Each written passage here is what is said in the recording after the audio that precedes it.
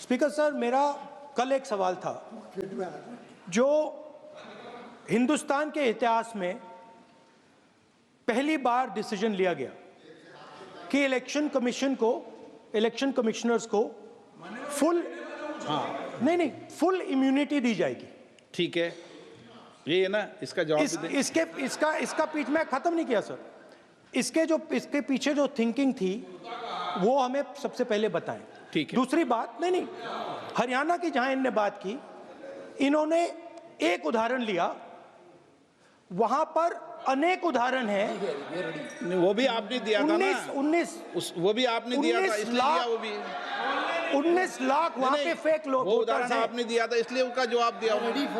और ये भी हमें बता दीजिए, actually let us have a debate on my press conference. Let us go. Let us have very good idea. Let us have a debate on my press conference. Amit Shah ji, I challenge you to have a debate on the 3 press conferences. Please.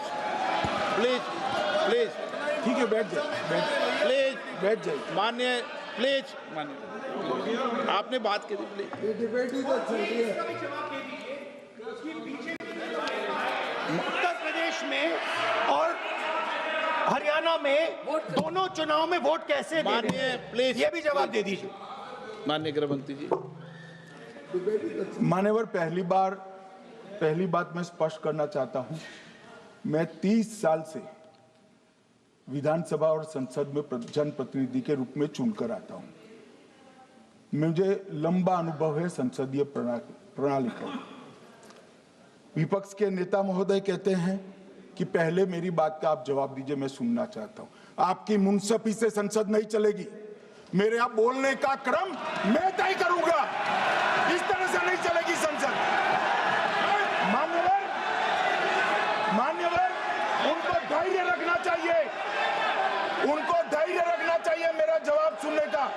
इनकी एक बात का जवाब मैं दूंगा, मगर मेरे भाषण का क्रम वो तय नहीं कर सकते, मैं करूंगा, क्योंकि मैं बोल रहा हूं।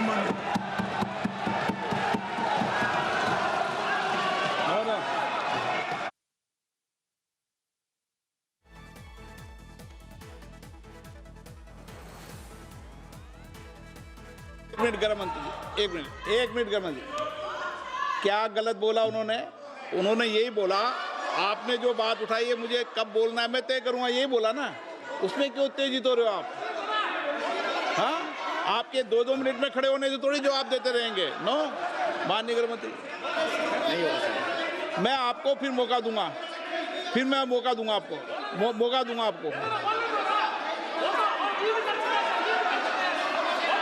हाँ, बोलिए।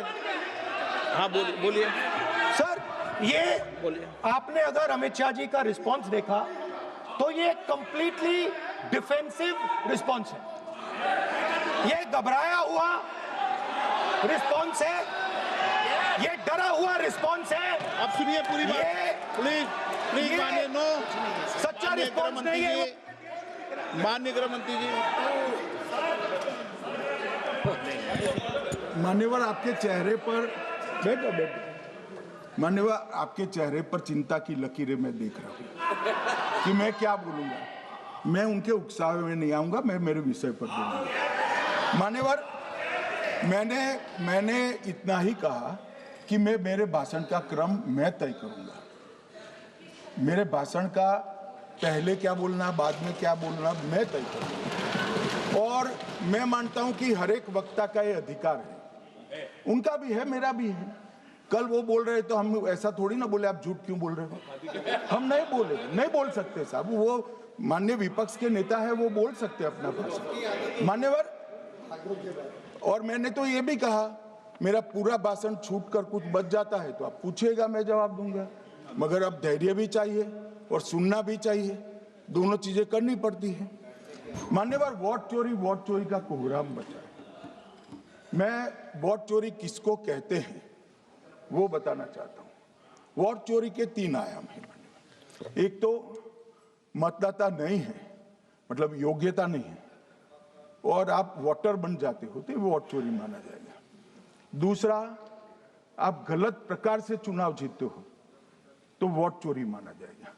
और तीसरा, जनादेश को डिफाई करते हो, मतलब वोट के विपरीत आप कोई पद प्राप्त कर लेते हो, तो भी एक प्रकार से वोट चोरी होता है। अरे सुनो ना, क्यों जल्दबाजी करते हो मानिकम?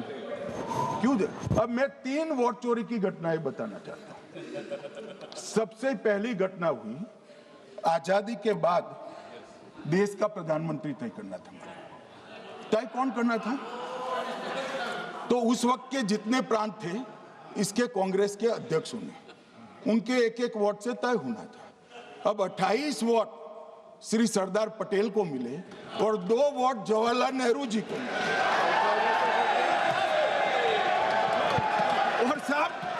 और साहब प्रधानमंत्री जवाहरलाल जी बने। मान्यवर, मान्यवर,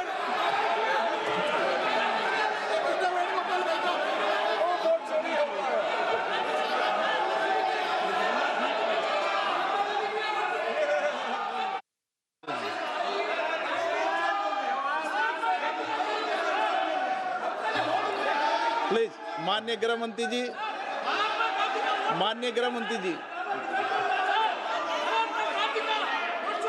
प्लीज।